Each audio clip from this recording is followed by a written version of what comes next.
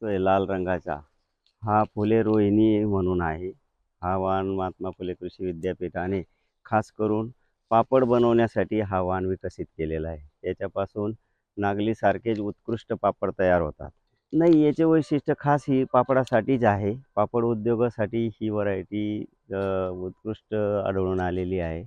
जर पापड उद्योग सुरू करायचा असेल, तर या व्हरायटीचे पापड चांगले उत्कृष्ट दर्जाचे तयार होतात. ही रब्बी हंगामासाठी प्रसारित केलेली आहे. त्यामुळे जसं आपण मालदांडी लावतो त्याचप्रमाणे याचं हे बी लावावं लागतं रब्बीमध्ये.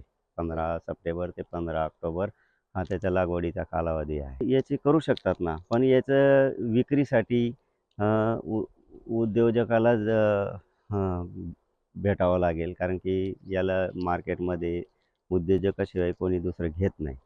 पापड उद्योग नाशिकला आहे एक मोठ्या प्रमाणात. ते ह्या ज्वारीपासून मोठ्या प्रमाणात पापड तयार करतात. हे कोरडवाहूमध्ये चांगले येते.